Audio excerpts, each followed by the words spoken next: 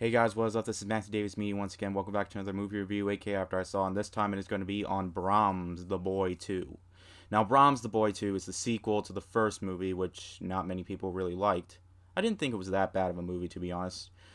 This movie, of course, is a sequel to that, involves a family who gets robbed and they decide to take a weekend or whatever days off from their house and go to this other one where their son, who randomly decides to not talk as much and just decides to just write down what he says, finds a doll buried in the ground, the same doll that got destroyed, then put back together and then buried into the ground. He finds it and calls it Brahms, and basically he's telling him what to do, and he's making his own rules now and not really following his parents' orders. And from there, creepy stuff starts happening. TV randomly turns on and stuff like that. Basically, same stuff with the first movie, except this one involves a family who has a kid who befriends this doll, kind of like a PG-13 version of Child's Play, except the doll doesn't really do much. Now, I did see the first movie in theaters. I did after I saw on that. I own it on Blu-ray. I don't really know why I own it on Blu-ray.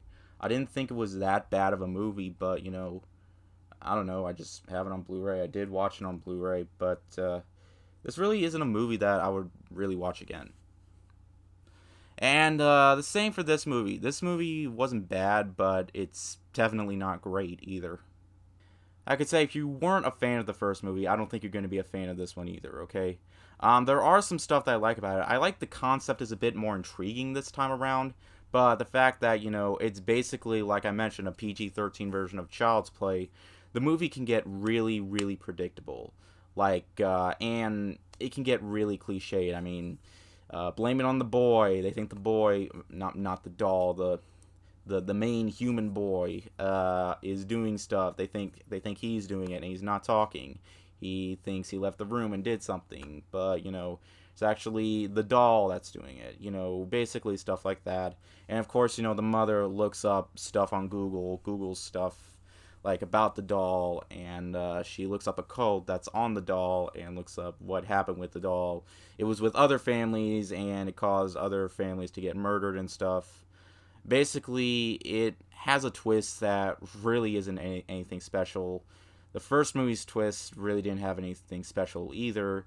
Instead of, some guy popping out of the walls, it's their son wearing a mask.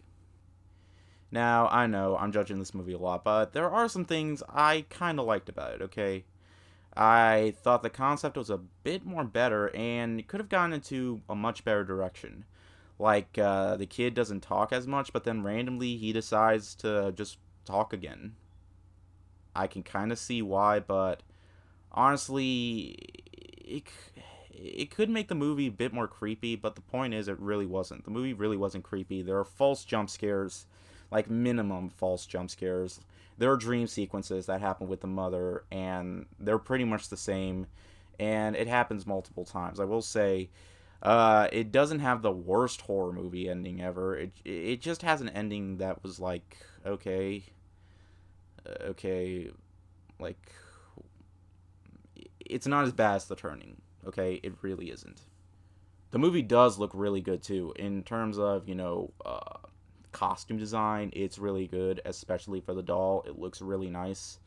And what else? There's a creepy guy in the woods who has a dog, and yeah, because he has a dog who doesn't like the doll. Yeah, I could see where they were going with that. Saw it coming a mile away. Also, this movie isn't too long. It's just an hour and 26 minutes, and I feel like that's just the right amount of time. So you can leave the theater and just probably forget about the movie. It's about 10 minutes less than the first movie, so if you thought the first movie was too boring, you're probably going to think this movie's boring too. All in all, as for me, because I didn't think the first movie was that bad, I'm not going to be too hard on this one. I mean, sure, it could have been way worse, but it really wasn't that bad. There were some fine performances, and it had a little bit of a better chance at being better.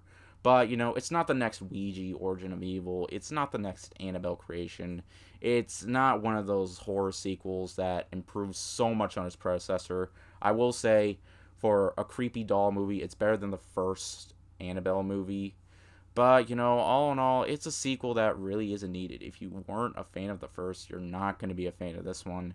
And, maybe you could have gotten Mike Flanagan to direct it, or David F. Sandberg, who did great jobs improving, sequels to predecessors that directors have made but failed miserably.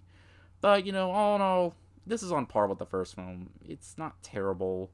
I'm not sure entirely what critics are going to think. I think they're going to be probably split on it just like the first movie, but who knows. I'm going to give Brahms The Boy 2 a 3 out of 5. So, yeah. Like I said before, I didn't hate the first movie. I didn't hate this movie either. I'm not sure which one I would say is better, but, they're not bad movies in my opinion. I mean, they're just like, okay, let's move on. Let's do something else. Alright, thank you guys so much for watching. Pretty soon I'm going to be having a little change, and you'll see why eventually. If it doesn't happen next week, then I can explain more in my next chat with Matt. But you'll see what happens. Anyways, thank you guys so much for watching, and I'll see you guys later. Word out.